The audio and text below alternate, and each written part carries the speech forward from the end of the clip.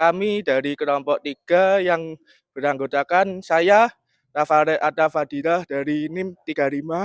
Saya Salwa Salsabila Nabilah dari NIM 63. Saya Nurvana Ramadhani dari NIM 52. Saya Nihayatus Sufia dari NIM 62. Saya Cindy Nesmadi dari NIM 61. Saya Velika Nur Septiana dari NIM 34.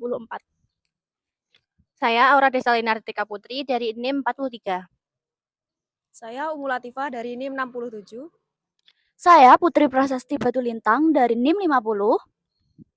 Saya Muhammad Ahmad Faik Firdaus dari NIM 59.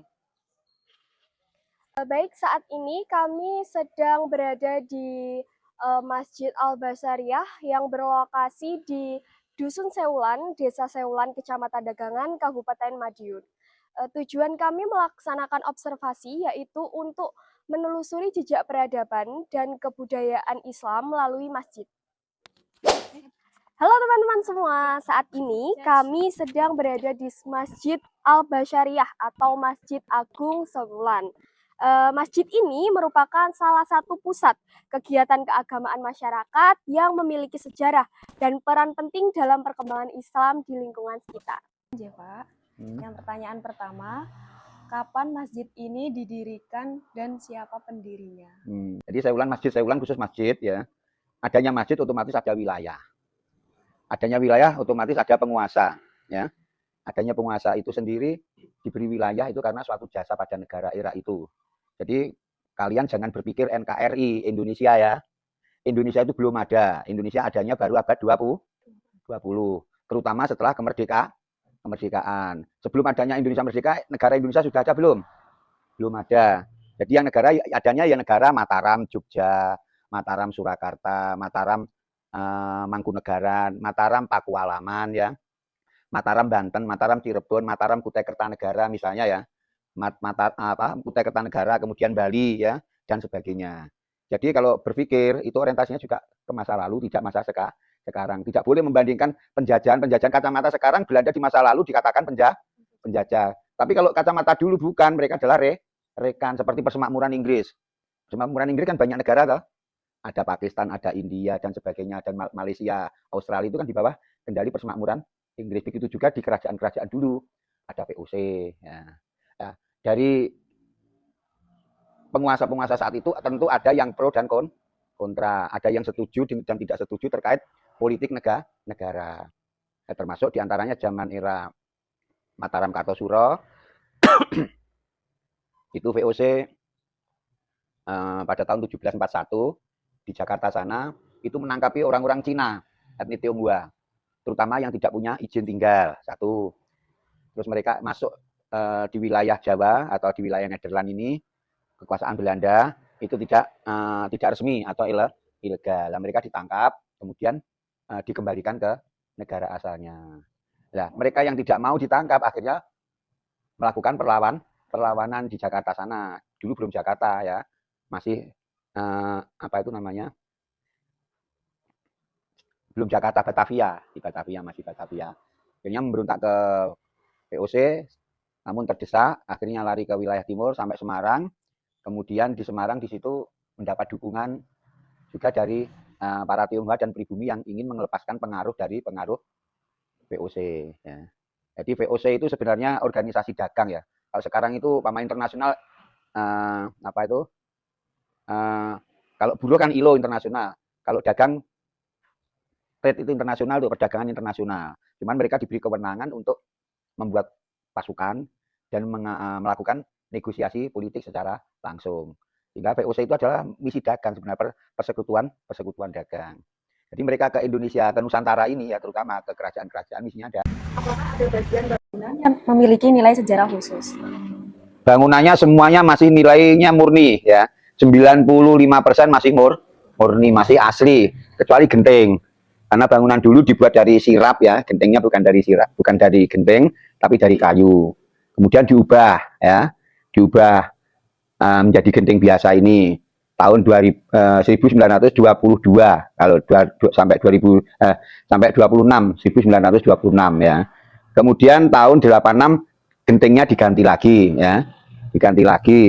Terus tahun 2000 berapa itu full yang belakang itu gentingnya juga dibagi semua, diganti genting semua. Jadi bangunannya relatif 95% masih asli, kecuali seperti ini, kasutan ini ya, plesteran, ini baru, karena dulu kan dari tanah, banyak yang sudah rusak. Nah, tekelnya itu juga sudah lama, itu tambahan, tapi bersamaan itu tadi, merenovasi masjid, jadi menambahi tekel. Kalau dulu cuman, apa ya, dari batu, persegi-persegi, semacam ini ya, dari batu. Kalau sekarang granit ya, batu granit itu, tapi kemudian ditempeli apa, tekel. Nah, tekel itu mendatangkan dari Nederland sana, dari Belanda. Hanya Masjid Seulan itu tekelnya kalau pernah ke Keraton Jogja maupun Solo persis. Jadi di Keraton Jogja maupun Solo, Mangkunegaran, Pakualaman ya, maupun Masjid Cirebon, Ciptoroso itu yang belum diganti ya. Tekelnya ya persis seperti Seulan ini. Pertanyaan yang selanjutnya, benda bersejarah apa yang masih tersimpan di masjid ini? Ya semua bersejarah. Nah, jadi yang ada di masjid itu namanya, kalau bukan benda baru itu namanya benda bersejarah. Yang baru itu ya sound system, kipas angin, listrik ya. Jadi kalau semua yang ada di dalam masjid itu ya, seperti almari yang kuno ya, meja, terus tempat mimbar ya, kemudian ada tangga ya, kemudian tempat Al-Quran yang besar itu juga masih ada, terus beduk, kentongan ya, itu ya benda-benda berharga. Kok berharga? Karena sampai sekarang masih digunakan. Ya, ya saya mulai seperti mihrab itu ya mulai adanya masjid untuk khutbah itu. Ya. Jam itu ya sudah 100 tahun lebih. Ya. Itu sudah 100 tahun lebih, itu jam dari Eropa sana, belinya zaman biyen nek wong sugih ya bakalan duwe jam gede. Nah, saiki ya setiap orang sudah punya jam. Selanjutnya, tradisi keagamaan apa yang masih dipertahankan hingga saat ini? Bukan tradisi ya, agama itu ya tetap kegiatan agama. Jadi kalau agama kemudian dikolaborasikan dengan nilai tradisi dan budaya, itu yang benar ya. Jadi ajaran agama ya tetap ajaran agama, bukan tradisi. Seperti pengajian ya. Pengajian itu ya antara tradisi dan kegiatan agama. Misalnya seperti Isra Mi'raj ya, Mauludan, jadi hari besar agama. Itu tetap ada. Kemudian pengajian ya, pengajian putri, ibu-ibu sampai sekarang juga masih ada. Setiap minggu pagi juga masih ada. Itu kegiatan keagamaan ya, bukan tradisi ya. Kegiatan keagamaan ya. Kegiatan keagamaan yang menjadi rutinitas. Ya. Jadi bukan tradisi agama. Ya. Agama yang mentradisi. Ya. Ya, jadi sampai sekarang ya masih banyak ya pengajian ibu-ibu. Itu 1 minggu ada 4 kali kalau malam. Setiap minggu pagi itu mulai setelah habis subuh itu pengajian umum di aula ya.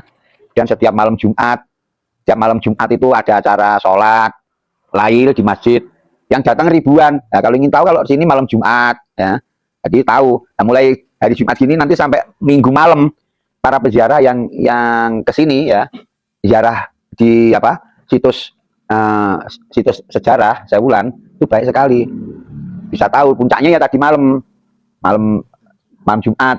Nah, kalau malam Jumat itu ribuan. Ya. Jadi tidak sama di masjid-masjid Madiun yang lain ya, berbeda. Jadi kegiatan keagamaan masih ada. Nyatanya apa? Setiap hari juga digunakan untuk sholat. Itu dari saya. Permisi Bapak, mungkin cukup sekian pertanyaan dari kami. Terima kasih sudah meluangkan waktunya. Dalam menganut paham tentunya model Basaria ini adalah sesuai dengan paham yang dari tuntunya, yaitu Ahlussunnah wal Jamaah itu. Cuman kalau masalah kesehariannya itu tidak ada masalah. Paham yang lain-lainnya pun juga berjamaah ada masalah. Jadi toleransi. Tidak mengkhususkan paham ini, tidak. Cuma dalam praktek sehari-harinya mulai dari dulu kan masih sampai dari paham yang Ahlussunnah wal Jamaah itu. Referensinya di situ. Terus yang kedua, Bagaimana masjid menghadapi perubahan gaya hidup masyarakat modern? kalau Masjid Al-Basyariah ini selalu nggak terlalu mempermasalahkan kehidupan sehari-hari dalam hal syiar agama gitu. Jadi ya kita mengalir aja sesuai dengan kehidupan masyarakat gitu. Jadi nggak harus monoton gitu, enggak. Cuman dalam hal syiar tentunya kita sesuai dengan agenda rutin tahunan ya kayak memperingati Maulud, Mi'raj dalam hal agama-agama besar Islam itu ya pasti agendanya rutin itu ada itu. Tapi dalam hal pergaulan cara kehidupan itu kita selalu istilahnya sesuai dengan pola kehidupan modern gitu. Mungkin dalam hal dalam hal pengembangan budaya Islam itu ya kita selalu terkait yang terakhir program apa yang ditunjukkan untuk pembinaan keluarga dan remaja? Dalam hal program keluarga itu kami secara rutin mengadakan pengajian ya. Nah, pengajian itu temanya kan berbeda gitu. Ya, sesuai dengan kemampuan dan literasi dalam hal menyarankan atau mengarahkan dalam kehidupan sehari-hari. Jadi kami membimbing baik dalam hal remaja, itu juga ada remaja Islam, remaja masjid itu ada yang terkait dengan kegiatan rutin remaja apa adalah ya kesenian agro itu ada. Bahkan alhamdulillah remaja Al-Basariyah itu istilahnya dalam hal toleransi atau eksisnya dalam syiar agama yaitu melalui kesenian agro itu. Ya, kemana-mana itu ya. Dalam hal kesenian mungkin gembrung tadi kan sudah ya Pak Mama ya. Ini juga ada di sini ada. Kalau di sini tuh apakah ada acara-acara yang rutin Acara agama? Ya, kalau acara rutin itu ada. Selain Hari Besar Islam ya juga acara kegiatan secara rutin yaitu pengajian gitu. Ya, itu tadi minggu Ahad pagi itu juga ada. Selain tiap malam Jumat yasinan bagi ibu maupun bapak-bapak itu enggak bersamaan tapi sendiri-sendiri, itu kan kegiatan rutin itu ada. Itu selain kegiatan Hari Besar Islam itu. Berdasarkan informasi yang kami peroleh, masjid ini didirikan pada tahun sekitar 1743 oleh Kiai Ageng Basyariah yang bernama asli Raden Mas Bagus Harun. Beliau adalah ulama penyebar Islam dan leluhur dari Presiden keempat Republik Indonesia yaitu Gus Dur. Sejak awal berdirinya masjid ini menjadi tempat ibadah sekaligus pusat pembinaan keagamaan masyarakat. Di Masjid Al-Basariyah Seulan ini juga memiliki beberapa bagian yang memiliki nilai sejarah, seperti beduk yang di samping saya ini, ada juga mimbar lama, ada prasasti serta kaligrafi. Benda-benda tersebut menjadi bukti perjalanan dan perkembangan peradaban Islam di wilayah ini. Pada video ini, kami mengamati bagaimana konsep masjid inklusif diterapkan. Masjid inklusif adalah masjid yang nyaman dan terbuka untuk semua kalangan.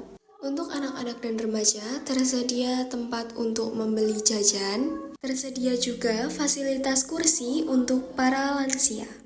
Ada juga tempat beristirahat untuk para musafir. Jadi dari pengamatan ini dapat disimpulkan bahwa masjid inklusif berusaha memberikan kenyamanan dan kemudahan bagi semua jamaah, tanpa memandang usia, kondisi fisik, maupun tempat asal. Hingga saat ini berbagai tradisi yang berkolaborasi dengan nilai keagamaan masih terus dilaksanakan, seperti pengajian rutin, peringatan Hari Besar Islam, serta kegiatan sosial keagamaan yang diwariskan dari generasi ke generasi.